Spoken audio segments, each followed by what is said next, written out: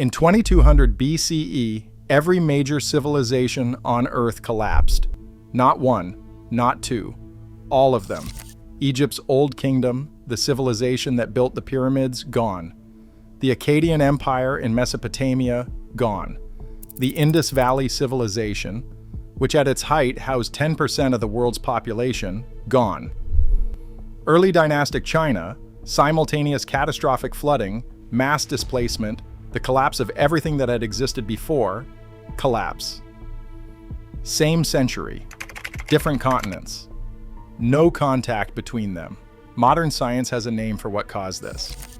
The 4.2 kiloyear event, a global mega-drought confirmed in ice cores drilled from the Greenland ice sheet, in cave mineral deposits from Oman, and in lake sediment records from Africa, Asia, and South America.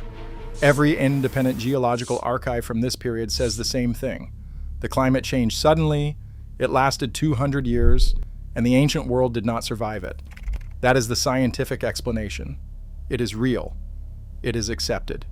It is taught. The Sumerians had a different explanation. They said the gods called a meeting. They said the meeting lasted 3 years. They said one of the gods argued against the decision that was made her case with evidence in front of the full assembly, and lost. They said the gods then left, not during the disaster, 50 years before it. And they said the civilization was not destroyed by what the Sumerians did wrong.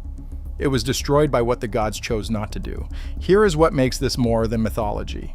The scientific explanation and the Sumerian explanation are not in conflict. They describe the same event, one from the outside, one from the inside. The tablet that records the gods' meeting, every word of the debate, every name in the room, the specific terms of what was decided, has been sitting in a museum since 1893. It has been fully translated. It is publicly available. And when you lay it against the archaeological record of Ur's final 50 years, the timeline it describes has never been fully explained by anyone. Until now.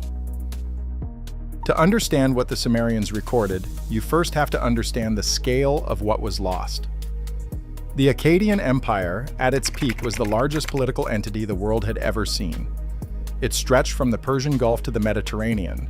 It had standardized currency, a professional army, a postal system, and administrative infrastructure sophisticated enough that historians still study it.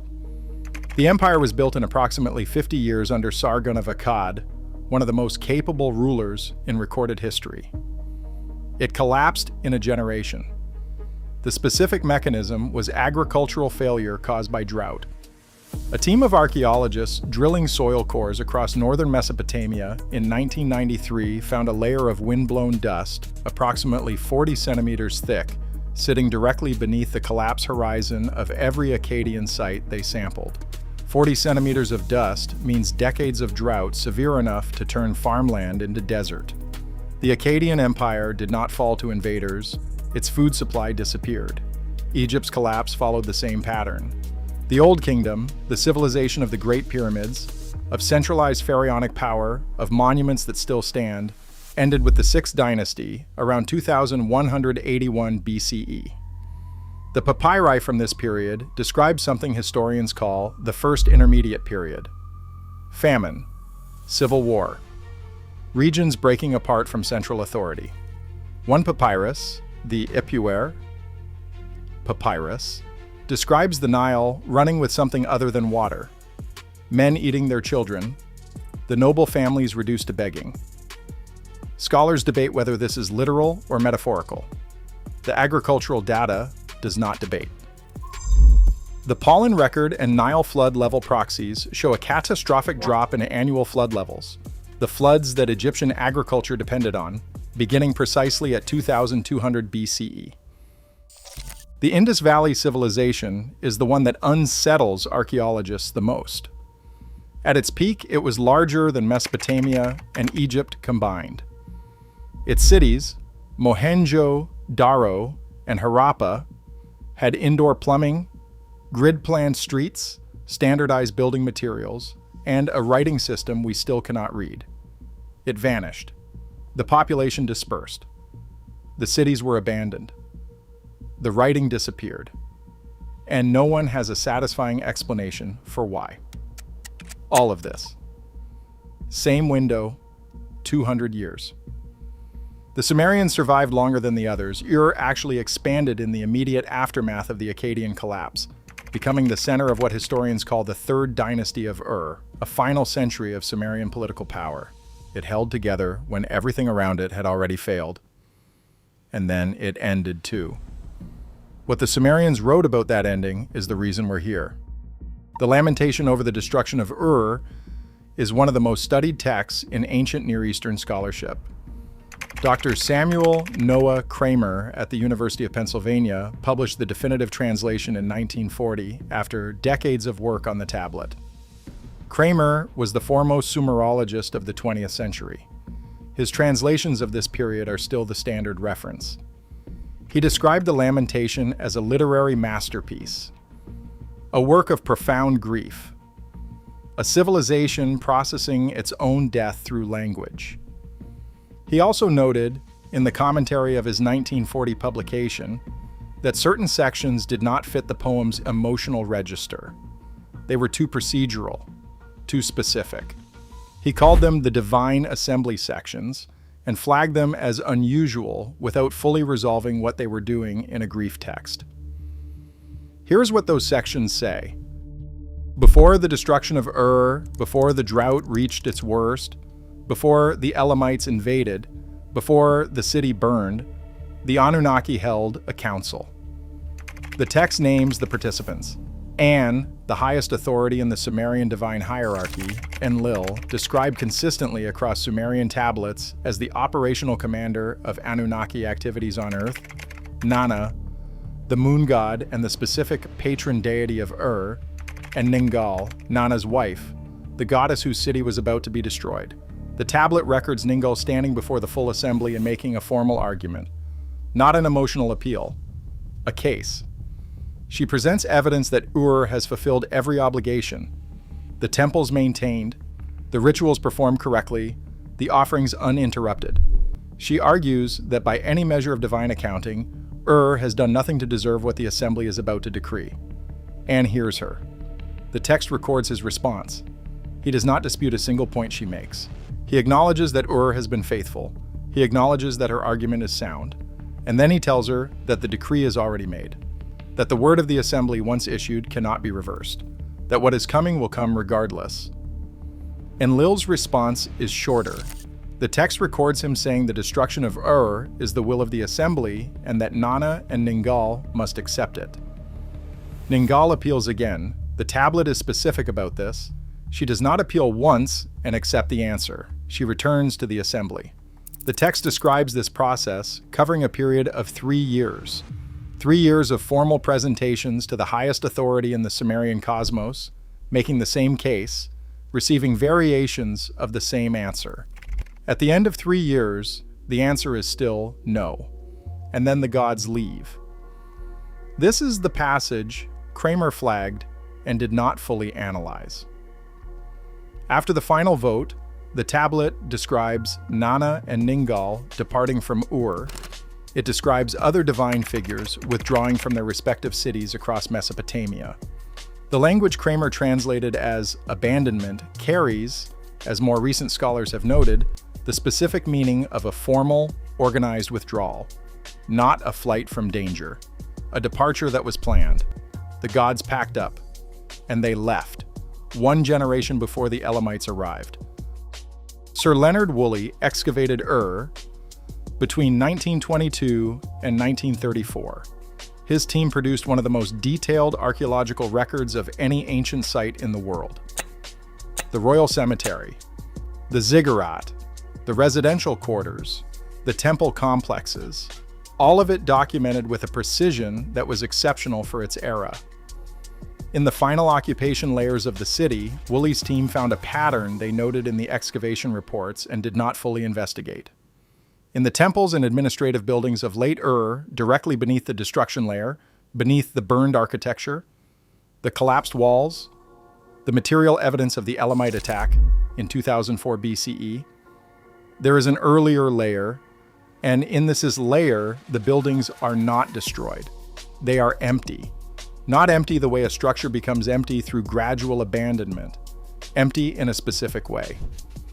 The ritual objects that would permanently occupy a functioning Sumerian temple are absent.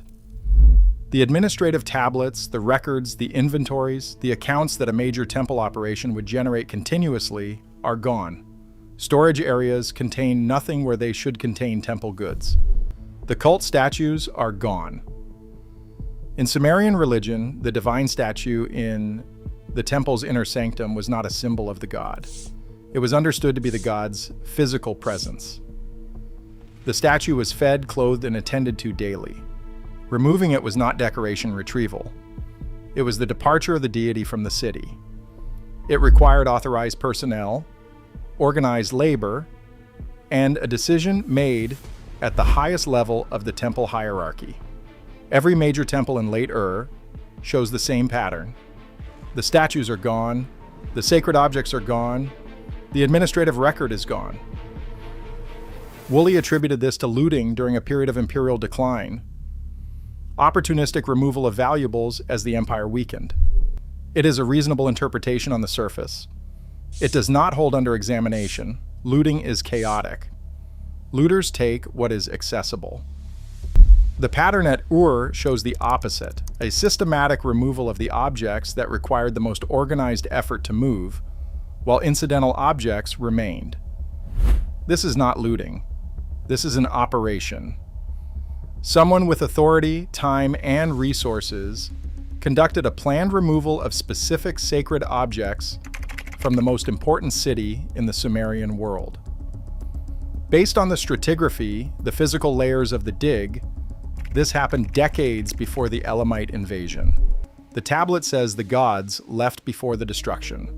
The dirt confirms that something with the power and authority to remove the most protected objects in Sumerian civilization departed before the destruction. The timeline matches. This is where a different kind of narrative would tell you the Anunnaki predicted the future with divine powers. That is not what the evidence requires. What the evidence requires is something simpler and more disturbing. The Anunnaki, as described across Sumerian texts, were administrators. They managed the agricultural systems. They controlled the irrigation networks. They held the accounting records for every grain surplus and every water allocation across the empire. If you want to know whether a civilization is approaching systemic failure, you do not need divine prophecy. You need access to the data that civilization runs on. Agricultural yield was declining for 5 consecutive years. Irrigation water levels were dropping. Grain reserves were being drawn down faster than they were replenished. The numbers that would be invisible to an individual farmer or a local official were completely visible to whoever controlled the central accounting systems of the most data-rich civilization in the world. The divine assembly in the tablet may not have been a supernatural event. It may have been a planning meeting, a decision made by the administrative leadership of the ancient world's most advanced civilization when the data made the outcome clear. 3 years of internal debate. One faction believed intervention could still save the system. Another faction believed the situation was unrecoverable. The faction that said leave won. The Sumerians experienced this as the gods abandoning them. What they may have been watching was something every collapsing civilization eventually sees. The moment when those with the most information and the most resources decide the situation is terminal and begin protecting themselves. Meanwhile, the rest of the population is still hoping the crisis will pass. This does not make it less devastating. It makes it more. It means the Sumerians were not destroyed by a climate event they could not have predicted. They were destroyed by a decision made by people who could predict it and chose not to stop it. There is one final section of the Lamentation tablet that scholars have not emphasized.